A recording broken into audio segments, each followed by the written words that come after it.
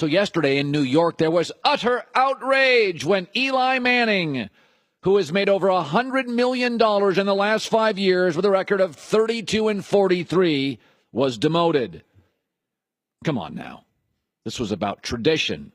You struggled with Derek Jeter. You struggle even with Carmelo Anthony leaving, and the Yankees and the Knicks are both better. The Giants are going to be better soon when they get a better quarterback.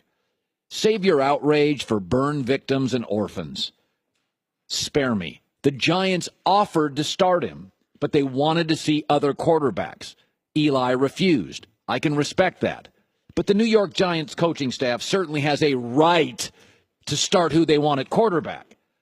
Eli has started 14 straight years, been paid over $150 million, and you're getting worked up on the exit strategy.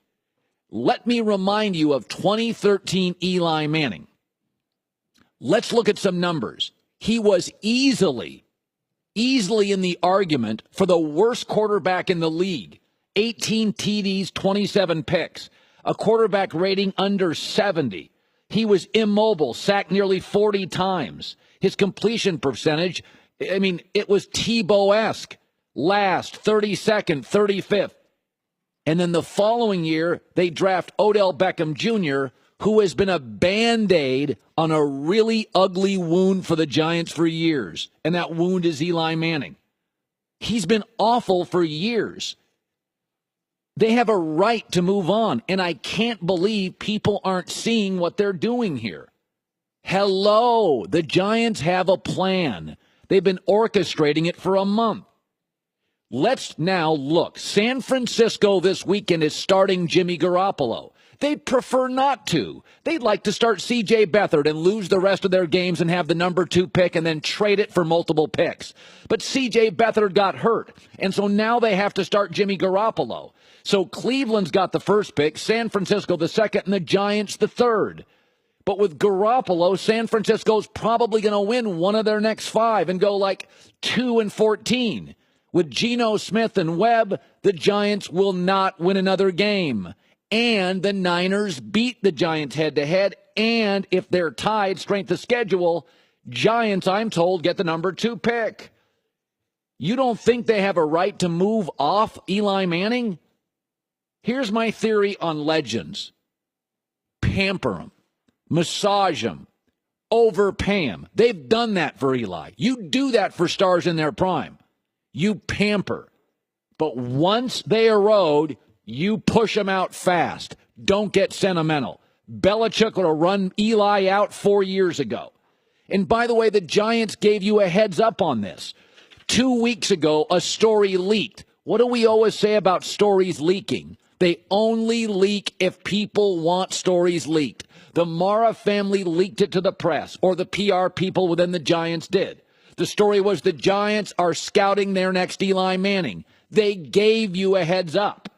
We are actively looking for the next guy. But Colin, Geno's worse than Eli. Exactly. As Bucky Brooks pointed out, a former NFL scout, my friend, pointed out on Twitter last night, the Giants front office has come to the conclusion that most front offices have. There's 2 quarterbacks worthy of a top 5 pick. Josh Rosen, UCLA, Sam Darnold, USC. And if they both come out, they may be gone by the 3rd pick. Listen, there is no perfect time to fire people. It stinks around the holidays. It stinks in the summer because nobody's hiring. There is no perfect way to demote legends.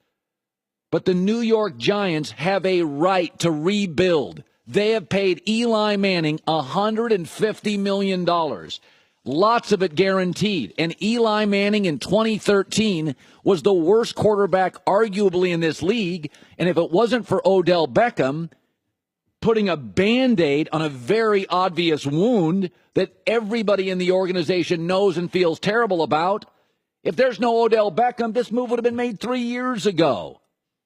I understand the East, church, tradition, family, history. They embrace it. I get it. I live there. It's cool. These cathedrals, these traditions in the East Coast. The West Coast, we take down the Forum. Whatevs. We fire coaches, get rid of quarterbacks, blow up buildings.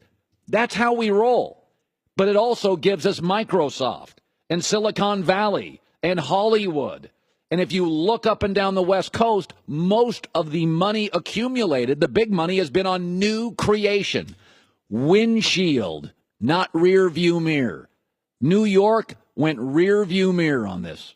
By the way, the Forum is still standing, but, the Lakers moved out of it and nobody cared. We wanted a new, nice building where stars and suites dominated.